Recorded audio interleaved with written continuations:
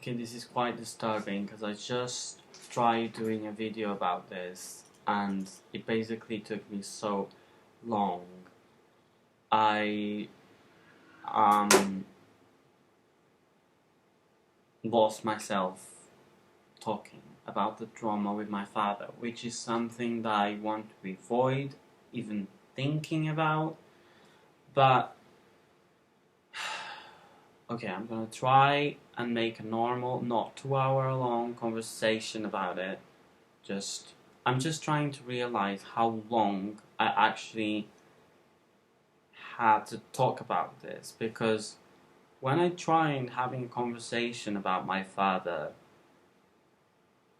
I might have spent too long speaking to someone about this without knowing, because it's traumatizing to me to talk about it. So if I try and talk about it, you might just end up losing yourself rationally in that moment, in that time, while you're trying to just talk.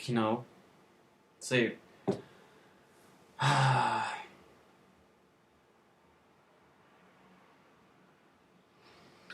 this is really hard to speak about. It's really fucking horrible. I did it in 1 hour. I don't know if I can do it in less, but I'm gonna breathe in. Okay, let's start. I think the main thing that I wanted to make clear is I'm gonna picture a very violent, aggressive, mentally traumatizing and torturing father, and have that there for 20 years of your life, and just trying to picture that. That's what happened to me. End of story. You can skip this video, do something else, because it's absolutely repugnant, wretched man that I've had to live with. It just destroyed my life a couple of times, and that's what I want to get rid of right away. Like,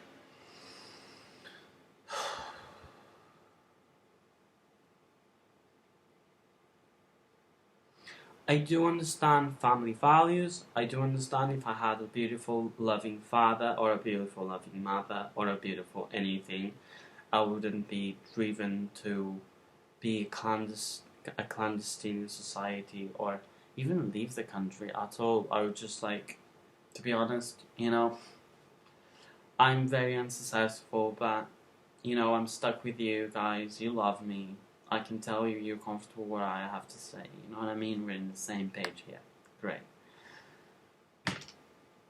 Oh, that wasn't what was going on. What was going on was that my father had an obsession to demonize me and the people that came or are a part of his own small four walls. Wherever he can get us in, it would be hell. It would be absolute chaotic and disgusting. It would be like the end of the world to anyone, but over like a lifetime almost. I mean, I was just, you know what I mean, artist, whatever. Very difficult situation in Portugal for people who come out, even if they are successful, having a successful degree in a successful university or whatever, is still quite. I mean, I don't know, because I haven't been in the real world. I've just been abused by this rich family victim lord, and I was just like, I wasn't glad that it happened. I was glad that it made me stronger as a person, but I just feel like a victim all the time, and I don't really want to feel like a victim. I want to feel like myself again. I want to feel like there's something left inside me that haven't being penetrated by this man. But that's all I feel. I feel like everything under the skin, it's just been taken over by this possessive, horrible, wretched, aggressive man. And nobody knows about it. It's like long gone, and no one, except everyone, my family probably knows some very strange red flags, but ignore them completely. I mean, the way he treated his loved ones, it would be so humiliating for anyone to be present. I don't think I remember having much visitors in my home. I would have to physically go there, and when I go there, it's awkward. It gets awkward because they just know some shit they want to get away from, and it's inside their family that the problem resides, and the fact that everyone just kind of tries to live their life, keeping that a secret, and if I try and speaking about this, my family, I've tried all my life, they would just shame the victim, you know? They would just, what are you talking about? You're demented. But like, that's so annoying. Like, I don't understand why they do that. I try to understand why they try and support this man obsession for keeping like dogs around, because like that's how he treats their own. He treats his wife, his two children like dogs. He always had in every presence. He didn't have some noticeable gatherings around like Christmas or someone dying or someone being born. You know, anything other than that, it would be just harsh dog treatment. Unless on that that honeymoon time with my father, that I had him as a mascot while he went away, and then when he comes back, he's just like there for 2 seconds or something, and I don't have time to bond with him. I never had time to bond with this man. He was always absent from my life, but as time progressed and I started not being his own spunk, I started to understand that he hated every success that I had in my life. And he had horrible attitude and violent attitude towards me whenever I needed to say something of my own. And it was just like, you know, gather round, people of the earth, gather round, people of the earth, like, you know what I mean? I would like to share some, you know, valuable information with the rest of the alien family, you know. But it would be just so weird to have that attitude towards life and no one in my life. You know what I mean? It's just like, that's kind of the one problem, is the social aspect of my life that got both, I'm sort of seen as a freak and not exactly super popular, and two, I'm this strange hidden victim that nobody knows that is true, nobody believes. I'm gonna explain to you why nobody believes that I was a victim of this violent attack. The abuser, my father, worked his influence around quite a lot, and he had quite strong influence in my family. First of all, it's not a poor family that we're talking. Second of all, social financially, I don't want to compare things. But like, if you talk about a victim or a victim of any sort, you can look at it right here. I am that. But if you think that you can maybe find some evidence for this that might clear up things, it would be quite a hard job because he worked his influence around quite fucking a lot, and that is just constant, projection to everyone that the victim, this person is gonna be stained for life for speaking up, which I've done, for going to the police when I was being beaten up when I was 15, and up to then I had enough, which was every time he got back from his trip, he would go to my door and just slam it, just tell me aggressive shit, and if I didn't do it because I was in trauma shock that his person in my life is doing this to me, I wouldn't even know how to turn the fucking thing off.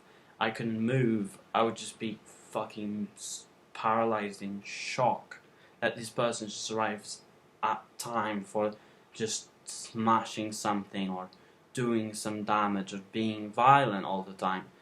And at the same time, so it's like the family around it trying to keep it a secret and him working to influence them into submission. And oh my god, that submission actually arrived for me at one point. One time I actually submitted completely. Well, let's keep the timeline here. So from birth, I had the best father ever. I treated my father as a mascot of my life. I just wanted to be like him.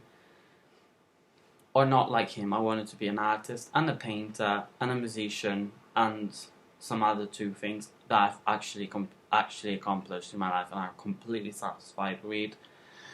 But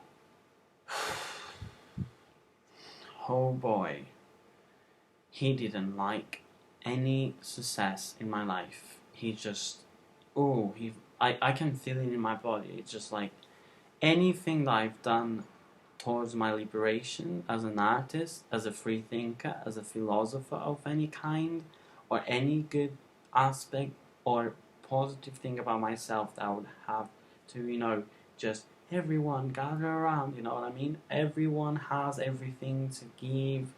We're just having social blocks here. We need to break the ice. I've always come up with strategic things to make everyone comfortable in a conversation. And that until today has been present in my life. Any two people that join can have a conversation with me without much social blocking. I always felt like, if we're here together, we can all talk freely about anything, you know what I mean? And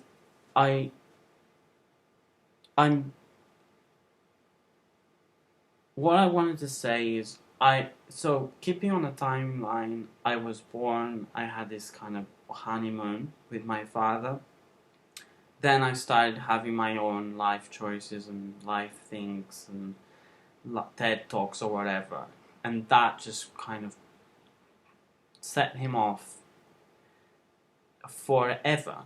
Like, he hasn't changed till today. He's still an aggressive dog chaser who treats their children like dogs. And, did so for 20 years. So I had to immigrate. My brother always had himself in his room.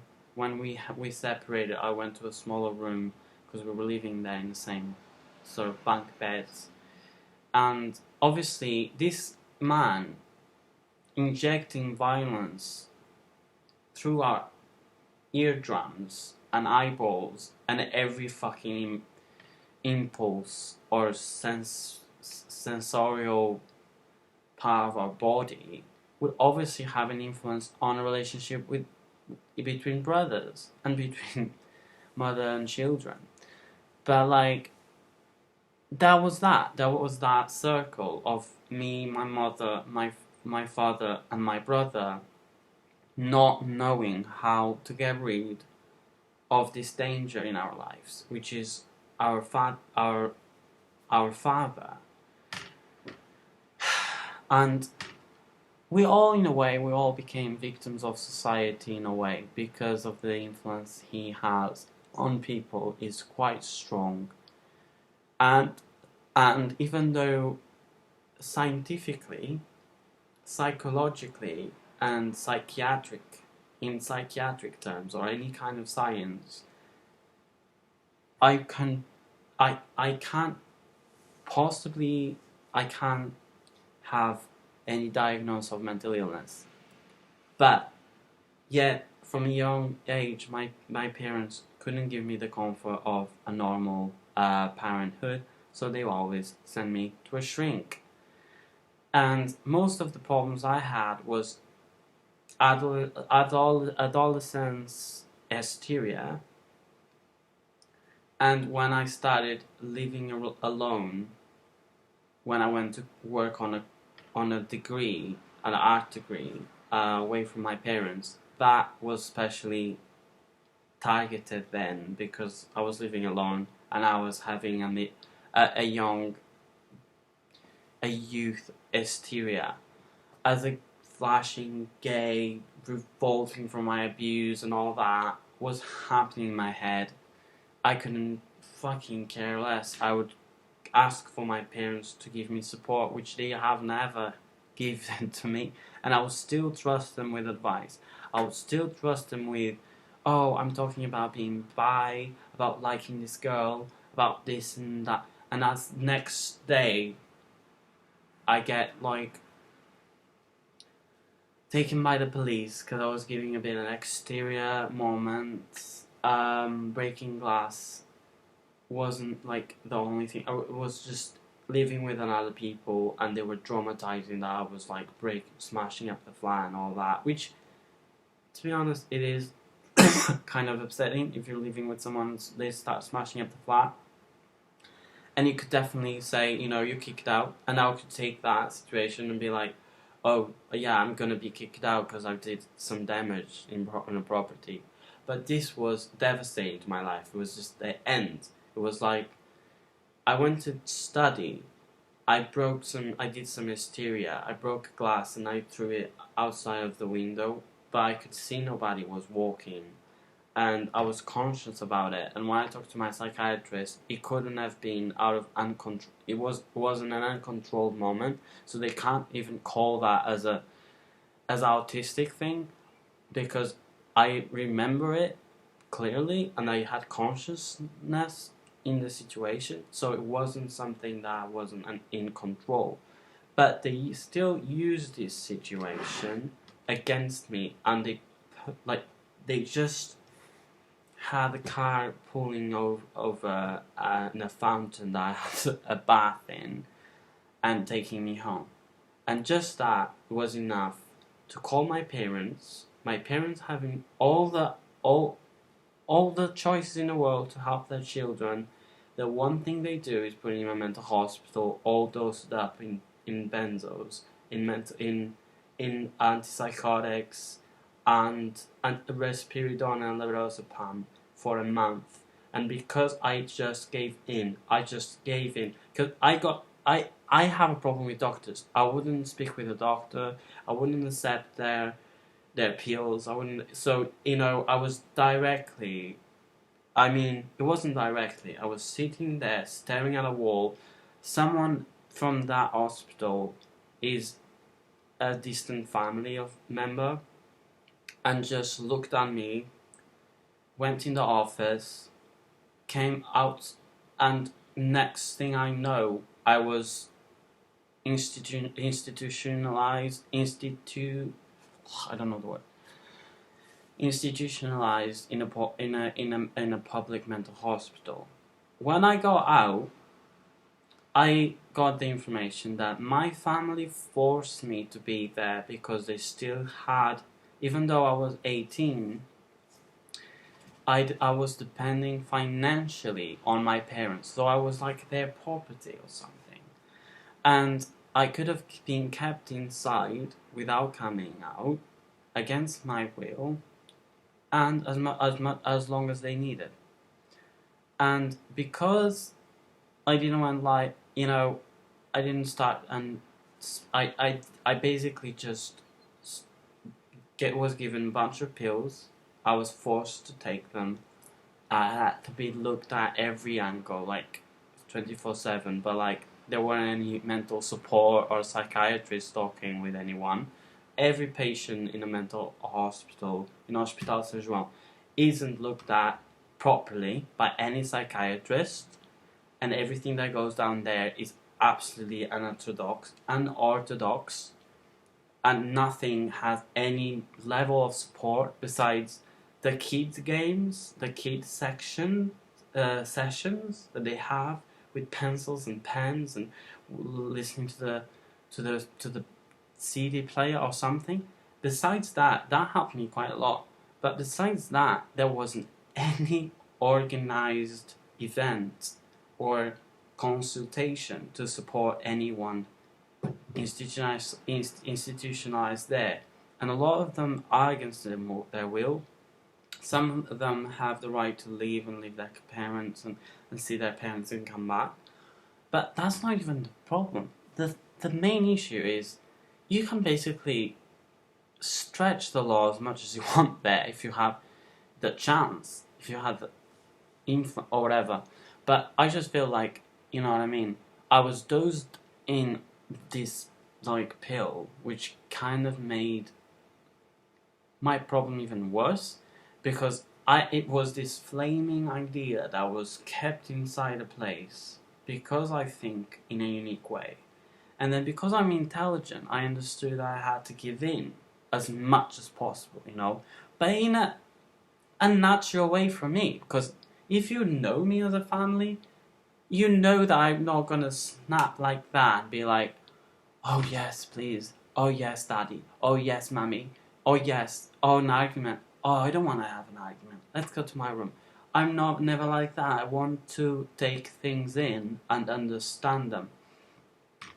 Even though, I still have to leave, I still have to, oblige to my parent orders, and, some of it in society is not very, it's still sort of a dictatorship, right, of this man in this family until very late in your life, especially like in other countries. But even in Portugal, you still have like my lot, studies about living with parents all in life. It's still quite high in Portugal, especially. But like, oh boy, that would be the worst nightmare, I think, that you can extend over a lifetime. I don't know. I one state, when I immigrated, I was 20, and I just felt maybe they did this abuse and this mental programming, because it was like every presence of my father was like that. I couldn't see through him. Instead, he would just act like respectful to other family members or other people in social gatherings, but they were very rare because, like I say, he's humiliating towards us even in front of the guests. So we will just not have any guests because everybody knows that this man is absolutely a maniac, but his family just gets away with it, just likes it, or just doesn't get bothered with it. When I was at the stage where it was happening, which is in closed doors, they just felt like he had the control. So even in conversations with other people, there was a very hard effort to close the argument and make everything against the victim and shaming the victim and acting like that person was crazy, And that's what made me believe that there wasn't hope. There wasn't a presence in now that I could become someone else and thrive and express myself and be myself for once. But that never happened until I started. I don't know. Like, I mean, until I started smoking weed in college with someone. That was the first time. But I was still like, even with the weed, I was very tense. I was always very tense. Everyone knew that I was always very tense in my life. And it's not even the social thing that you do when you smoke weed and you have a friend, and then they blame it on all friends and all that, and addiction is. But it's like also masquerading for the aggressor who is right there and brought me back to where he lives, his house, with his wife, and me being his child, sitting there and witnessing him back in my life while he broke down every wall of that he could possibly have with his child, and he actually gets off on it. I think everyone started being influenced by this behavior and became the worst part of themselves. My brother became the worst part of himself. Every time I have a conversation, I'm still haunted by the fact that we've been treated like dogs for 20 years. I don't really think they're gonna treat me with like some sort of sympathy. And every time my brother had some moment of sympathy, like, and he would be the only one ever in the universe to exist that recognized or acknowledged any of my abuse, and still he lived it at first hand, and he had like rare moments of sympathy and said to me like, I'm sorry that, or he was writing down, because I just kept having to lock myself up in my room, except at meal times, because of this abuse, because all that. And he put a note down, apologizing. Next couple minutes, he's just batching the door, trying to open it up when I want to be quiet, reading his apologies, and like just wanting to be there. He starts being aggressive 2 seconds after the note has been written. And then when I immigrated, that was when I was young. When I immigrated, he came back exactly the same. He spent 2 days speaking with me in Portuguese in front of my friends. I took him everywhere, to my friend's house, to my house, whatever. And he's just speaking in Portuguese next to me, saying how badly he feels about my abuse. And next second, we're talking about slave traders not just being white, some of them being black because they don't want to be slaves. And obviously, it's not on the fact that the black man is slaving black people. It's just the fact that the actual people are being enslaved, and for him to avoid being enslaved, he probably had to be promoted or something. I don't know, but we were having a discussion. It's not supposed to be about making someone racist because they are talking about it. It's like just having an open discussion about this subject. But I understand it's a bit difficult. We're still socially in Middle Ages. That's fine. It's not that I'm in the position of like agreeing with that because I'm just able to open up about that discussion. It's actually showing that I care. It's actually showing that I care about this topic. That's why I'm trying to elaborate it. That's why I was seeing documentaries about slave trading, which probably, maybe aren't very honest. Maybe even the resources available aren't enough. But he just looks around and tells me in front of everyone in English that I'm racist. I kicked him out 2 hours before the flight, which was nothing. and he went away. He went off like nothing had happened. He's just so stoned cold and like, and next time he's just complaining about his COVID and this and that to my grandmother. And, next time I actually try and talking about the topic to my grandmother, she starts, actually saying things about my brother that he went through. But what about me? It doesn't matter what I've been through because I what? A female-looking man, or is it because I'm now transitioning for the first time? Because while I was through mental trauma, I couldn't even experience the exterior world because everything I felt was put there by a violent man. So I couldn't even look at anyone. I couldn't have a conversation with anyone. I could only talk with my shrink about it. And, at the same time, it never got me anywhere. Where I feel like it's the system, the control around the family the man in the family especially, but anyone that starts beating up children should be called upon. And it's just because they build this system around it, which is secretive and disgusting. I don't think it's just a Portuguese thing. I think it happens in a lot of families.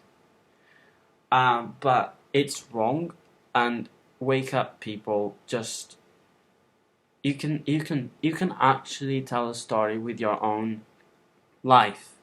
It doesn't depend on physical evidence of any sort. In this case, I don't care about it at this point. I'm still dealing with abuse in my life. I've maybe lived 4 years away, 4 years alone or without my family. But the first year I had in London, I got domestically abused. Every person in my life, I've sort of, I'm not saying I blame them for being a bit weird and having a lot of problems themselves and baggage themselves, but every person that kind of drawn into my life was because of my father abuse, and that it just turns everything upside down to anyone that actually has good intentions towards me, and I can't see them.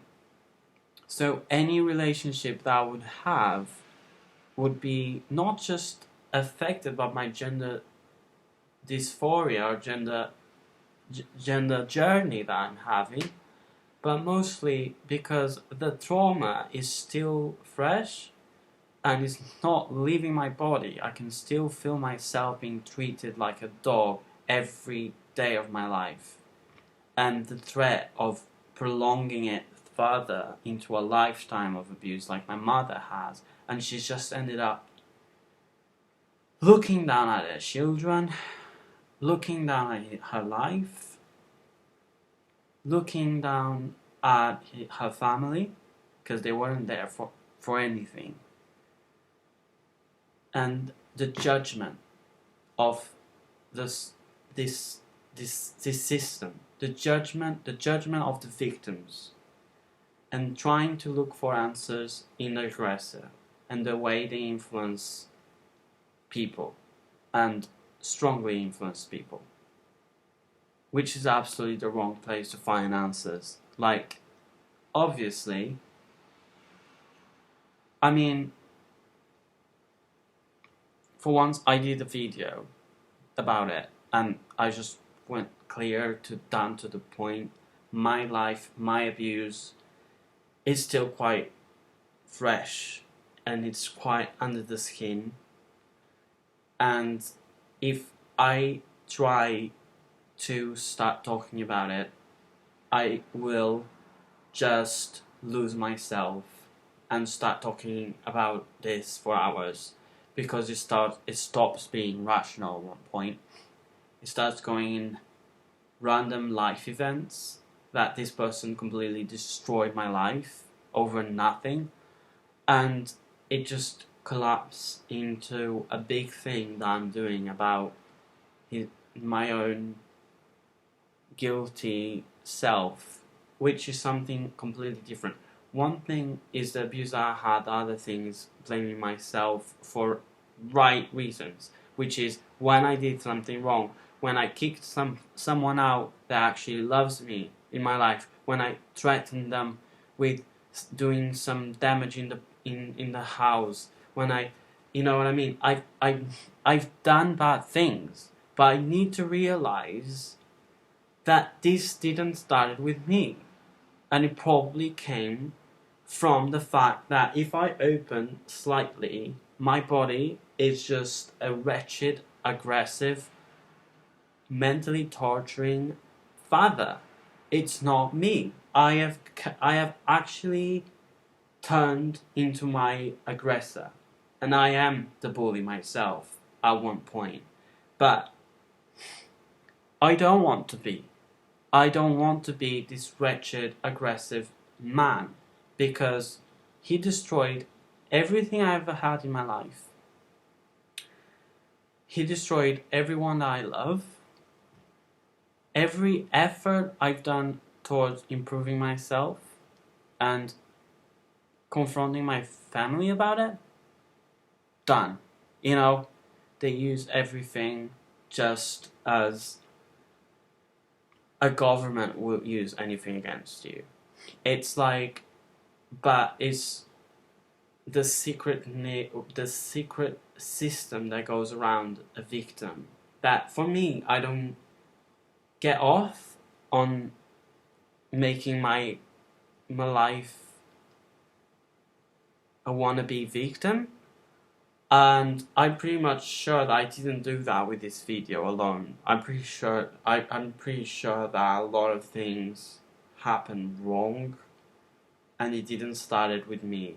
It started with me just being open and making everyone comfortable, having a conversation with me, and the other side is going to someone where I'm not safe and having someone that I'm not safe with, and this is my father or my brother beating me up because he feels like that's normal, because my father does it all the time, until I called the police. I was 15 when I'm not sure, but I was 15 when I first called the police, and if I didn't call the police, he would have no consequences over his action, because he would be completely respected and supported by his family in every way and every possible life bad thing that he does to his children. I think he keeps the people that he can victimize as much as possible for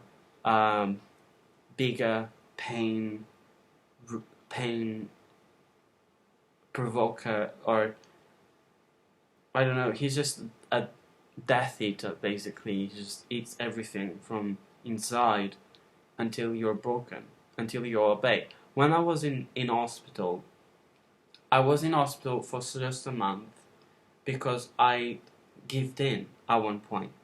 I was put there against my will because my family decided that because I was having some young life hysteria. It was just an hysteria. He didn't have proper cause, and they just made up some stuff.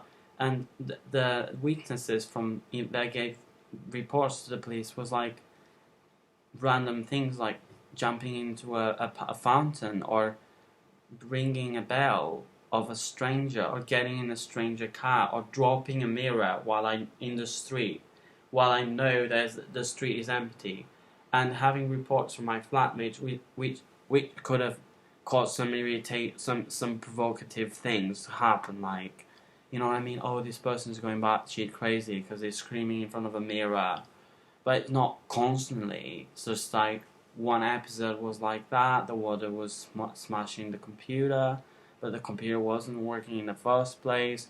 But that kind of like may have provoked my family to, instead of having a normal conversation and making sure that this hysteria goes down, they provoke it to go higher. And when you're young and full of life, if you have provocative parents like that, you can just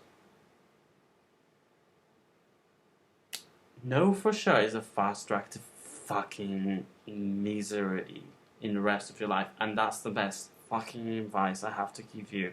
If you have young life exterior and you have provocative parents, that's, my friends, that is a fast track to fucking hell. I can promise you that. Get away from your parents if you can. Don't pursue any university, any job that they made you want, or any life they made you want. Leave. Anything is better. Anything. It will work out for you. You are a capable young person. You can fucking do it. I wish I had run a younger stage of my life. When I was to leave my country, when I went to England when I was 20, I didn't have anything to live for. I didn't have anything to live for whatsoever. I had nothing. Lived all my life trying to give to others, trying to be supportive, trying to understand even the aggressor point of view, trying even to coexist with this person, even though they destroyed my life. They took me away from my university that I pursued because he was a dropout and he wasn't satisfied and hated himself. He had to come to a young person's life and just smudge a whole victim thing on top of it. And they did so for my whole life until I was dead inside completely. I mean, doped out on lorazepam and risperidone is just basically, they would take, they took me away from my friends where I had joints, to socialize instead of drinking alcohol, which makes perfect sense for every father and family to know that they've used alcohol. But when it's weed, it's doesn't cause any organ failure. Yes, everyone has young hysteria. It doesn't make you schizophrenic. It doesn't make you autistic. It doesn't make you lose awareness of what you're doing. You still have quite a lucid representation of reality. You just act happy, and you act hysterical after, not while you're high. You can't act exterior while you're high. But yeah, maybe after my psychiatrist was just so obsessed with tackling that, but whatever. It's it could provoke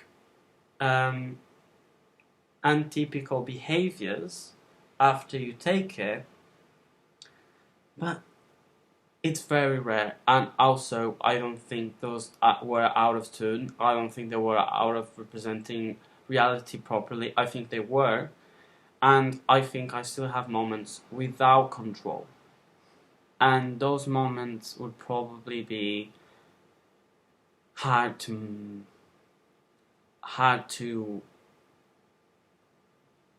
say anything about them because they were absolutely not important at all. It was just random.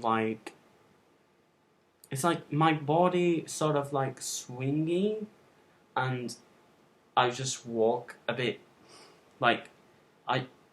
I walk without control, or I'm picking up something and I'm not.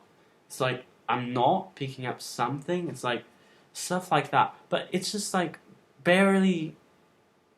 But by all means, I do have moments where I am not in my body. I'm just observing things and actually writing things and doing things without knowing, without actual command on them. It's I still have senses, like I don't close my eyes and do things, but I don't have command. But those are very rare. This is like, it happened 3 times in my life, and I have never caused any harm to anyone.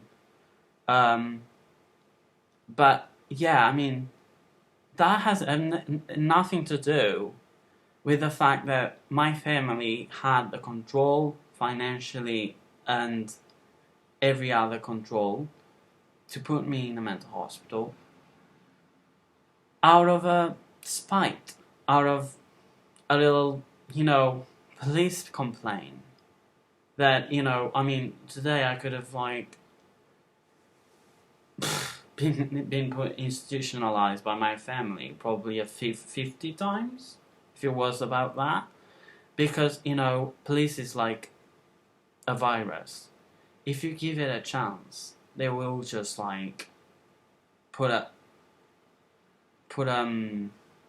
hit on you until you're destroyed.